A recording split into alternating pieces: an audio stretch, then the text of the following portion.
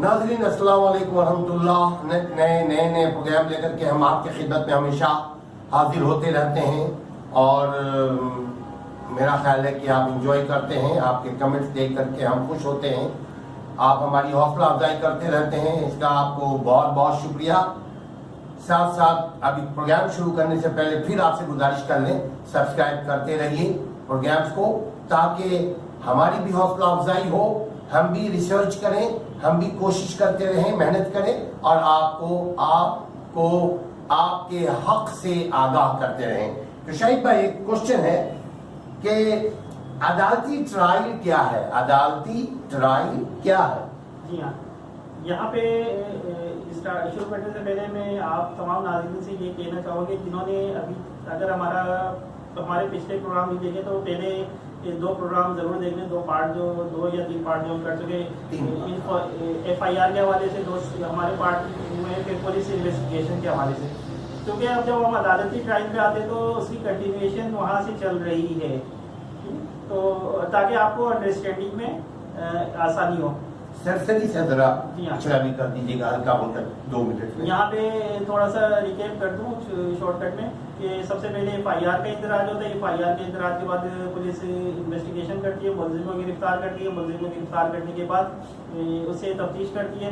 24 घंटे का टाइम होता है। अगर पुलिस 24 घंटे में समझती है कि तफ्तीश मुकम्मल नहीं हो रही है तो पुलिस के लिए लाजमी है कि मुलजिम को मजिस्ट्रेट के सामने पेश करे और जिस्मानी रिमांड हासिल करे सेक्शन 167 के। उसके बाद पुलिस जाए वक़ूआ का भी मुआयना करती है और गवाहान को भी नोटिस भेजती है, गवाहान के बयानात कलमबंद कर दिए। फिर इसके अलावा दूसरे जो कार्रवाई होती है, सर्च अगर करना है, सर्च वारंट के लिए अगर किसी जगह की सर्च करना है तो वो भी करती है। ये सारी चीज़ों के बाद पुलिस चालान सबमिट कर दी है। चालान में वो सारे जराइम में बयान कर दिया गया, वो सारी इट मीन के कंक्लूजन होता है जो कुछ पुलिस ने किया उसको बयान कर दिया, वो उसको बयान कर देती कि वो क्या हुआ, क्या इन्फॉर्मेशन आई, उस पर क्या प्रोसीडिंग उन्होंने की और वो किस नतीजे पे पहुंची। आगे यानी आयोग करता है ना? जी हाँ, बिल्कुल, इन्वेस्टिगेशन ऑफिसर। तो अब ये पुलिस जो ये चालान सबमिट कर देती है थ्रू द पब्लिक प्रोसिक्यूटर, सरकारी वकील। तो अब जब ये चालान सबमिट हो जाता है तो अब ये केस चला जाता है अदालत में। अब अदालत उसका मुआयना करेगी और अदालत इस बात की मजाज है कि अगर वो समझती है कि ये केस आगे चलना चाहिए तो अदालत इसको आगे लेके भी जा सकती है ट्रायल पे, तो फिर ट्रायल का प्रोसेस है। लेकिन अदालत या मजिस्ट्रेट इस बात के लिए बाउंड नहीं है कि अगर पुलिस ऑफिसर की या पुलिस ऑफिसर की रिपोर्ट को के तहत कार्रवाई को कंटिन्यू करे। अदालत की अपनी समाप्ति है। अदालत खुद जब पुलिस ने अपनी इन्वेस्टिगेशन दे दी, अपनी रिपोर्ट दे दी, तो अब अदालत उन चीज़ों को दोबारा से रिव्यू करेगी, सारी चीज़ों को देखेगी और अगर अदालत ये समझेगी कि ये इसका कॉग्निजाइंस लेना चाहिए और इस पर ट्रायल का आगाज़ करना चाहिए तो तभी अदालत आगाज़ करेगी। तो अब अगर अदालत ये समझती है कि ये केस बनता है और इसको आगे चलाना चाहिए तो इसके लिए अदालत ये करेगी कि सबसे पहले तो देखेगी कि वो समन या वारंट इशू करेगी कि जिन लोगों को इस केस से मुताबिक अगर वो अदालत समझेगी कि जिनको बुलाना चाहिए। अब हम थोड़ा ये बता दें कि समन और वारंट के समन जो है किसी शख्स के इंडिविजुअल के नाम पे इशू होता है कि वो अदालत में इस डेट पे इस केस के सिलसिले में हाजिर हो, और वारंट पुलिस ऑफिसर के नाम पे इशू होता है कि आप इस बंदे को गिरफ्तार करके अदालत के सामने, यानी पुलिस खुद पहुंच जाती है बंदे तक। या पुलिस जाएगी, बंदे को अरेस्ट करेगी और अदालत के हुक्म की तामील में उस बंदे को अदालत के सामने जो भी तारीख अदालत बुलाएगी उसमें पेश करेगी। तो एक तो ये सिलसिला है। अब इसके बाद ये होता है कि अदालत की तरफ से चार्ज फॉर्म किया जाता है कि अदालत जब देखती है सारी चीज़ें क्या क्या चार्ज बनता है वो चीज़ों को फॉर्म करती है और उसको पूरा तैयार करती है।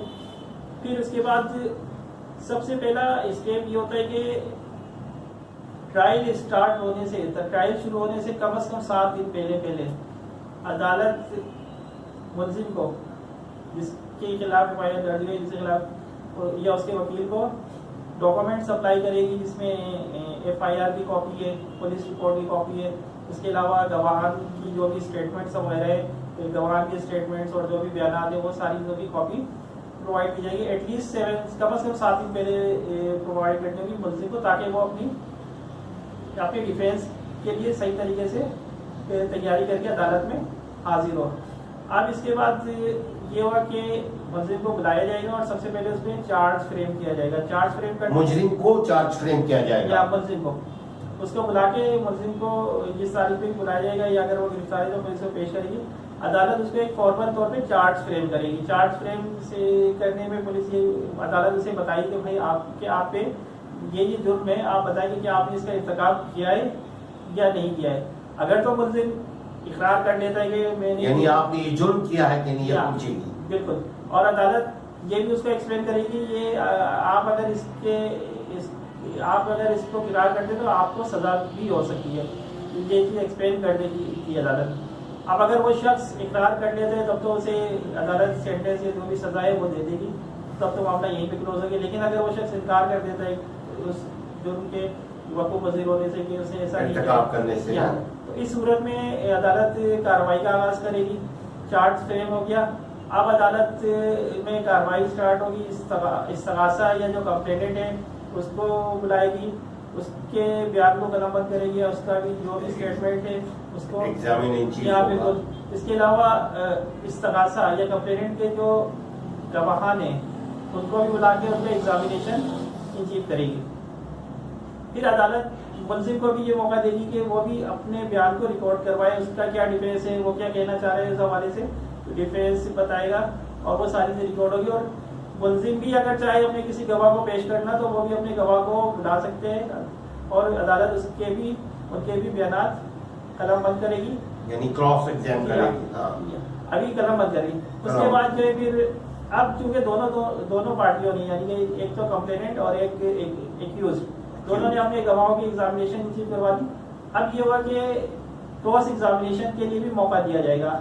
मुलजिम को ये मौका दिया जाएगा कि मुलजिम या उसका वकील जो कंप्लेनेंट की तरफ से जो गवाहान हैं उनकी क्रॉस एग्जामिनेशन कर सकते हैं और जो एक्यूज के जो गवाहें पेश की हैं उनकी क्रॉस एग्जामिनेशन कंप्लेनेंट का वकील या कंप्लेनेंट की तरफ से।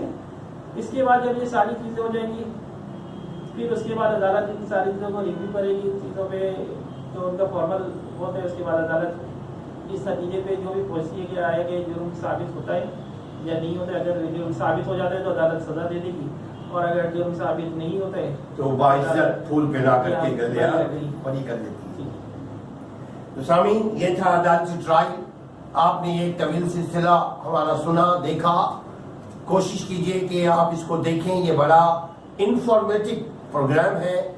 आप अगर इसको तवज्जो से सुनेंगे, ये खेल कहानी नहीं है। आपको नॉलेज, इस चीज का नॉलेज होना चाहिए। आप इस माशरे में रहते हैं जहाँ कुछ बदमाश लोग गुंडागर्दी करते हैं, वहाँ पुलिस की भी बड़ी अत्याचार होती है, पुलिस भी बहुत ज्यादती करती है। आप अगर अपने हक से आगाह रहेंगे तो कोई भी पुलिस या कोई भी लॉ एंड ऑर्डर एजेंसी जो है आपको तंग नहीं कर सकती, बशर्ते कि आप नॉलेज के वेपन से फुल रहें और साथ साथ यकीनन जब आपको नॉलेज होगा तो आप कानून की, शाहिद भाई कह रहे हैं, कानून की पासदारी करें। यकीनन सुपरमेसी ऑफ लॉ उसी वक्त कायम हो सकती है जब आप और हम सब मिलकर कानून का एहतराम करें और जो लोग क्रिमिनल लोग हैं हम उनकी निशानदेही करें। बहुत सारे तरीके हैं निशानदेही करने का, अपने आप को भी बचाते हुए। दुआ कीजिए अल्लाह करे ऐसा भी कानून निकल आए कि जो गवाहान को सेव किया जा सके, गवाहान के नाम को हाइड किया जा सके। अभी भी गवाहान के नाम को हाइड किया जाता है, मगर कोशिश कीजिए कि दुआ कीजिए। हाँ, यहाँ पे आखिर में छोटी सी बात और ऐड करना चाहोगे। अगर किसी ने आप पे झूठी FIR कटवाई है और आप किया और आपको परेशान किया है और तो आप उसके जब डिफेंस करें तो आखिर में जब ये साबित हो जाएगा कि उसने जो रिपोर्ट करवाई थी वो गलत करवाई थी, आपके खिलाफ गलत इन्फॉर्मेशन दी थी, यानी झूठे गवाह। जी हाँ, झूठी FIR, जिन्होंने FIR आप पे झूठी कटवाई थी। तो अब FIR काटने जिसने कटवाई है, जो कंप्लेनेंट है वो मुलजिम बल्कि मुजरिम हो गया, क्योंकि अदालत में ये साबित हो गई कि FIR गलत थी, वो मुजरिम हो गया और आप कंप्लेनेंट हो गए। और अब ये हुआ कि उसके खिलाफ चूंकि उसने झूठी FIR दी तो उसके खिलाफ भी सेक्शन 182 पाकिस्तान पेनल कोड जिसे ताज़ीरात पाकिस्तान कहते हैं, उसके PPC खिलाफ या PPC के तहत उस झूठी FIR दर्ज करवाने के खिलाफ भी कार्रवाई होगी और उस पे अब FIR कटेगी और उसके खिलाफ कार्रवाई होगी और उससे सजा होगी। देखिए सामिद, कितने सारे नॉलेज आपको मिल गया। अब आप कोशिश कीजिए कि इसको बहुत तवज्जो के साथ देखें, सुने, अपना ख्याल रखिए। और अगर अब तक सब्सक्राइब नहीं किया तो क्या कहते हैं शाहिद भाई, सब्सक्राइब करें। सब्सक्राइब करें, इसमें आपका ही फायदा है क्योंकि ये इंफॉर्मेशन आपको यहाँ से जो इस प्लेटफॉर्म से मिली, ये आपको मुश्किलें कहीं से मिले और ये चीज़ आपके फ़ायदे के लिए, जितनी ज़्यादा आपको नॉलेज होगी उतनी ज़्यादा आप इन पर अमल भी करेंगे और उतनी ज़्यादा आप कॉन्फिडेंस के साथ तमाम सिचुएशन को फेस कर सकते हैं। बहुत बहुत शुक्रिया। अपना ख्याल रखिएगा, अपने घर वालों का ख्याल रखिएगा खुसूसन, और अपने बच्चों का खास ख्याल रखिएगा। क्रिमिनल लोगों से उनको बचाइएगा, अपने आप को भी बचाइएगा। अस्सलाम वालेकुम वरहमतुल्लाह।